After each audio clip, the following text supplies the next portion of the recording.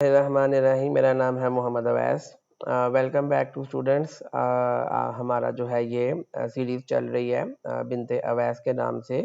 अगर आपने आज हमारी बेसिकली क्लास नंबर 5 है। अगर आपने आज से पहली वाली क्लासेस जो है वो वॉच नहीं की तो मेरे यूट्यूब चैनल पे जाएं, वहाँ पर आपको एक प्लेलिस्ट मिलेगी बिनते अवैस के नाम से। वहाँ पे जाके पहली 4 क्लासें वॉच कर लें तो फिर इस क्लास का आपको सीखने में ज़्यादा मज़ा आएगा।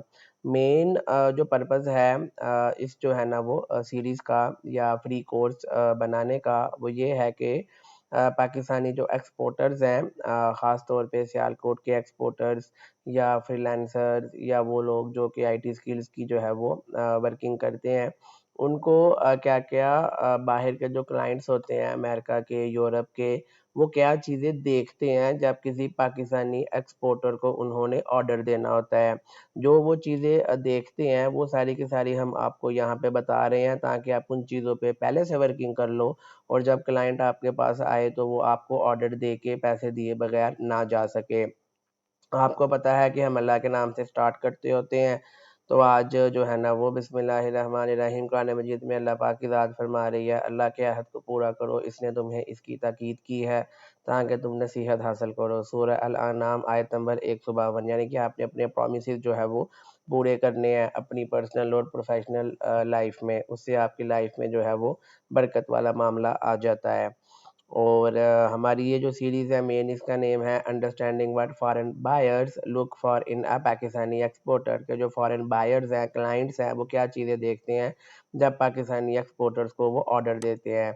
तो आज हमारी जो है वो क्लास नंबर 5 है और आज का मेन टॉपिक है timely delivery and professionalism. Timely delivery का मतलब है कि टाइम से जो है वो माल डिलीवर होना चाहिए, एंड प्रोफेशनलिज्म का मतलब है कि आपने कम्युनिकेशन प्रोफेशनल करनी है।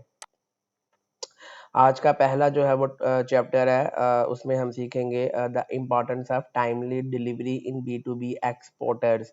यानी कि टाइमली अगर आप किसी को माल भेजोगे बी टू बी के फील्ड में तो उसकी क्या इम्पोर्टेंस है। सबसे पहले ये है कि जो बाहर के क्लाइंट्स होते हैं, इंटरनेशनल बायर्स होते हैं, वो बहुत ज़्यादा टाइट स्केड्यूल्स पे ऑलरेडी वर्किंग कर रहे होते हैं।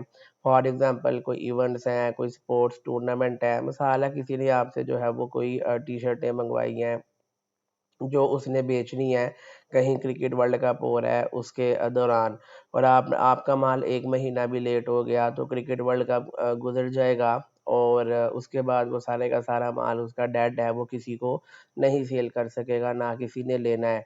तो 1 महीने की भी जो है ना वो डिले जो है ना वो अगले का कारोबार तबाह कर सकती है और आपका भी। 1 महीना दूर की बात है, किसी ने मिसाल के तौर पे अमेरिका का क्लाइंट है, उसने कोई 14 जुलाई उनका इंडिपेंडेंस डे होता है, उस हवाले से कुछ चीज़ें जो है उसने आपसे मंगवाई हैं और आपने डिले कर दी और आपने 15 जुलाई को जो है वो उसको माल बेच दिया, तो अब इंडिपेंडेंस डे गुजर चुका है, अब कोई उसे जो है वो चीज़ें नहीं लेगा क्योंकि उसने कस्टमाइजेशन इंडिपेंडेंस डे के लिए वो चीज़ें बनाई थी, तो अब अगले साल बिकेंगी। उसका भी सारा माल डेड है, पैसा डेड है और आपका भी कारोबार तबाह हो जाएगा। तो जो बाहर के इंटरनेशनल क्लाइंट्स हैं वो ऑलरेडी बहुत ज़्यादा एक जैम पैक स्केड्यूल्स में काम कर रहे होते हैं। उनके पास जो डेडलाइन्स होती हैं बहुत जैम पैक होती हैं, तो आपने मेक श्योर करना होता है कि आप जो है वो टाइम से पहले अगले को डिलीवरी दें ताकि अगला जो है वो आगे से किसी इवेंट में अच्छे तरीके से उसको बेच के पैसे कमा सकें। कुछ जो है वो रिटेल लॉन्चेस होती हैं, कोई विंटर स्पोर्ट्स वियर का किसी का ब्रांड है, उसने जो है ज़ाहिर है विंटर से पहले ही लॉन्चिंग करनी है, विंटर के बाद तो लॉन्चिंग नहीं करेगा। किसी के पास कोई टेंडर्स होते हैं, कोई मेडिकल के या पीपीई सप्लाईज़ के, एक जो है ना वो लेट डिलीवरी लाइफ टाइम जो है ना वो आपका एक क्लाइंट लॉस कर सकता है और एक क्लाइंट आपकी ज़िंदगी बनाने के लिए काफ़ी है। मिसाल के तौर पे आपने फुटबॉल ग्लव्स जो है ना वो 10 दिन लेट भेजे हैं, अब बायर जो है ना उसकी रिटेल लॉन्च थी जो कि अब उसकी मिस हो गई है, तो वो दोबारा कभी भी आपके साथ काम नहीं करेगा, ना दोबारा ऑर्डर देगा क्योंकि आपने उसको लेट माल भेजा है, अब वो माल उसके काम का नहीं है।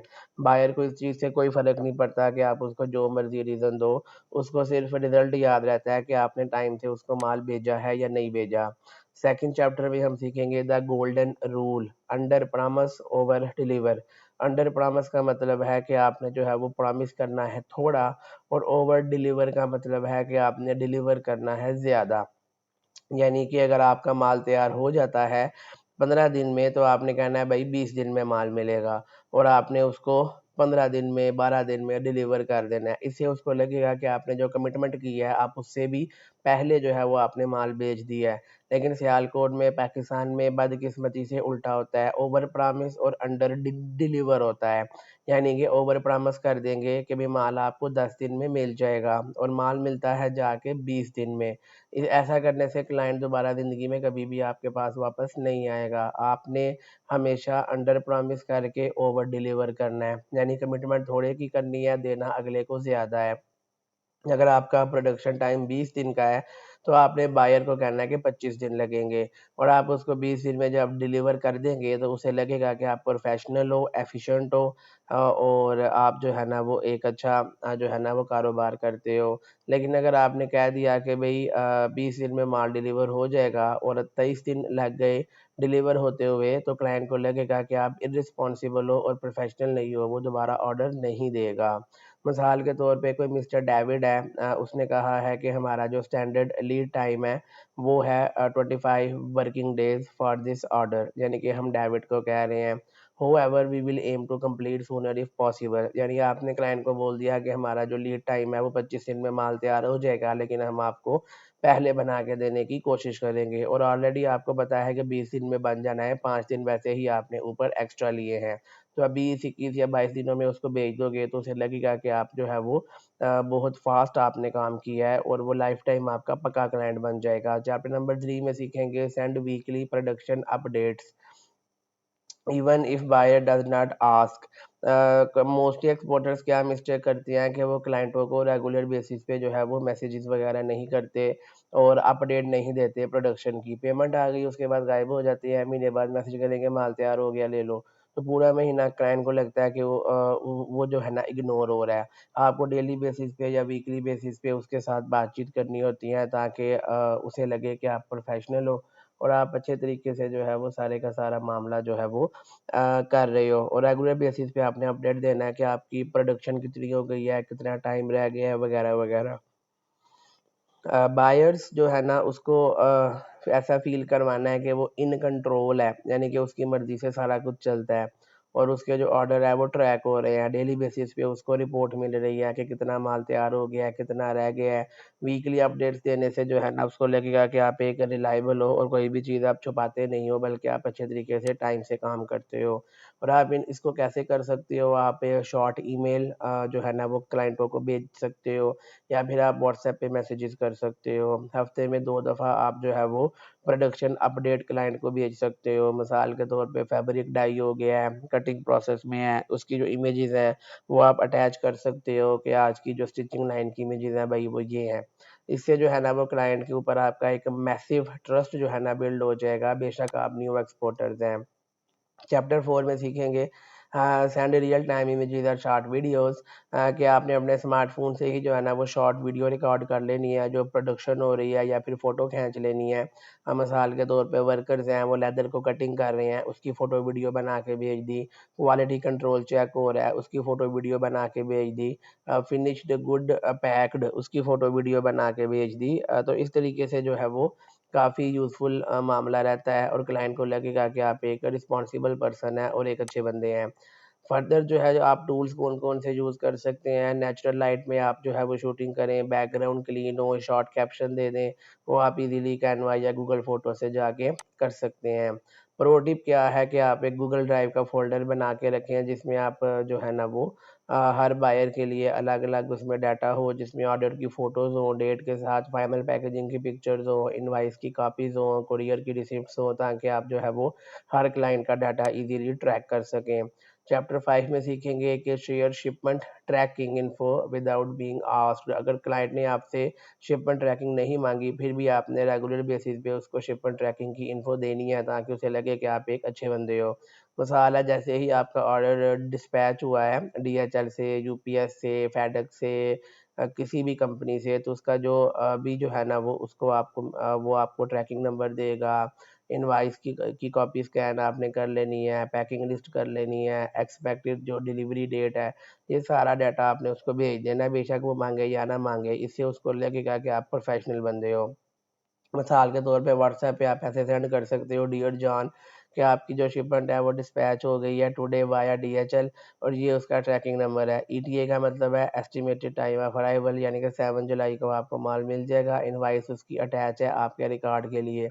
तो आपने कभी भी इस चीज़ का वेट नहीं करना कि बायर आपको पूछे वेयर इज़ द ट्रैकिंग, खुद ही आप ट्रैकिंग दे दो तो आप प्रोफेशनल लगोगे। चैप्टर 6 में सीखेंगे never make buyer chase you for update. कभी भी आपने ये नहीं करना कि बायर आपसे जो है वो अपडेट मांगे, ये बहुत ज़्यादा नेगेटिव इम्पैक्ट जाता है। कभी भी आपने डिसअपियर नहीं होना पेमेंट लेने के बाद। Silence is equal to stress for buyer. आप खामोश रहेंगे, क्लाइंट को अपडेट नहीं देंगे तो बायर को टेंशन होगी कि पता नहीं फ्रॉड या स्कैम ना हो जाए। एक्सपोर्टर्स जो कम्युनिकेट करते हैं बगैर बायर के बताने के, वो ऑलरेडी लॉन्ग टर्म रिलेशनशिप और ट्रस्ट जो है ना बिल्ड कर लेते हैं, और बड़े बड़े ऑर्डर उनके लिए विन करना ईजी हो जाता है। चैप्टर 7 में सीखेंगे कि आप सिंपल एक्सेल की शीट बना सकते हैं और अपने ऑर्डर्स को अपने तौर पे चेक करने के लिए। इवन कि एक सियालकोट का स्मॉल एक्सपोर्टर है, वो भी एक एक्सेल की शीट बना सकता है जिसमें हर ऑर्डर का जो है वो स्टेटस उसने वहाँ मेंशन किया हो, एक स्टाफ उसने असाइन किया हो कि कौन सा ऑर्डर किस स्टाफ की जिम्मेदारी लगाई है, और डेडलाइन उसकी क्या है, ताकि उससे जो है ना वो आपको पता चल जाए कि मैंने कौन सा ऑर्डर किस बंदे से उसकी रिपोर्ट लेनी है। इससे आपके ऑर्डर जो है वो डिले नहीं होंगे। बेसिक जो कॉलम्स हैं, मिसाल के तौर पे जो आप एक्सेल शीट में लिखोगे, ऑर्डर आईडी आप लिख दोगे, प्रोडक्ट का नाम लिख दोगे, क्वांटिटी लिख दोगे, कितने पीसीस का ऑर्डर है, स्टार्ट डेट कब हुई है, इस टाइम उसका क्या स्टेटस है, और नेक्स्ट जो है ना वो अपडेट बंदे से कब लेनी है। गूगल शीट को आप यूज़ कर सकते हो, अपने मोबाइल से एक्सेस कर सकते हो। एक शीट जो है ना वो जो आप पर मंथ पर बायर के लिए इजीली जो है वो बना सकते हैं, वो आपके लिए काफ़ी यूज़फुल रहेगा। चैप्टर 8 में सीखेंगे फाइनल हैबिट्स, जो कि आपके एक वीआईपी इमेज क्रिएट करेगी क्लाइंट के ऊपर। जो वीक एक्सपोर्टर है वो क्या करेंगे कि वो एक्सक्यूजेस जो है ना वो क्लाइंट को बताएंगे, मसला हो गया, ये हो गया, वो हो गया, डेडलाइन के बाद। जो प्रो एक्सपोर्टर है वो बायर को अपडेट करते रहेंगे इवन डेडलाइन के बाद भी। वीक एक्सपोर्टर जो है वो किसी किस्म का ट्रैकिंग नहीं देते अनलेस के क्लाइंट खुद ही मांग ले। जो अच्छे एक्सपोर्टर होते हैं वो सारे के सारे डॉक्यूमेंट्स टाइम से बगैर क्लाइंट के मांगे पहले ही सेंड कर देते हैं।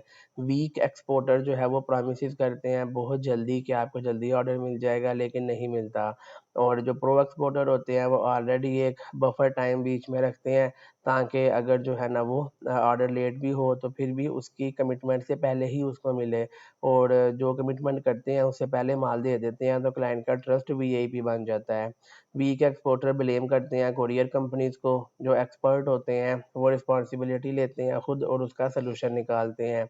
वीक एक्सपोर्टर कहते हैं wait please I am busy, ये नेगेटिव चीज़ है। गुड एक्सपोर्टर कहते हैं we will send photos by 3 PM sir, कि हम आपको फोटोज इतने बजे जो है वो सेंड कर देंगे।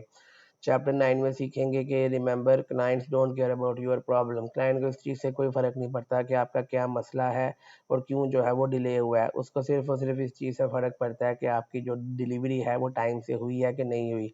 इवन अगर आप बिगिनर है, सियालकोट की आपकी स्मॉल एक वर्कशॉप है और आप एक्ट कर सकते हैं ग्लोबल ब्रांड के साथ कि भाई हमारा प्रोसेस है, रिपोर्टिंग है, टाइमली अपडेट्स हैं, ये चीज़ आपको बड़ा बनाएगी। और नेक्स्ट अपने कोर्स की मार्केटिंग कर लेते हैं। डिजिटल मार्केटिंग का, इंपोर्ट एक्सपोर्ट का, डॉक्यूमेंटेशन का, क्लाइंट हंटिंग का, कोई भी किसी ने कोर्स करना हो एडवांस लेवल का, तो दो ऑप्शंस अवेलेबल हैं। पहला तो रेगुलर है जो कि डिजिटल मार्केटिंग का 1 मंथ का होता है, आप उसमें ज्वाइन कर सकते हैं। अगर कोई कहता है मेरे पास महीने का टाइम नहीं है या सियालकोट नहीं आ सकता पूरे माह के लिए, तो आपके लिए 1 दिन का प्लान भी अवेलेबल है, आप उसमें भी ज्वाइन करके सीख सकते हैं। और किसी भी किस्म की कोर्स की जो है वो डिटेल लेने के लिए नीचे व्हाट्सएप का नंबर अवेलेबल है, आप कांटेक्ट कर सकते हैं।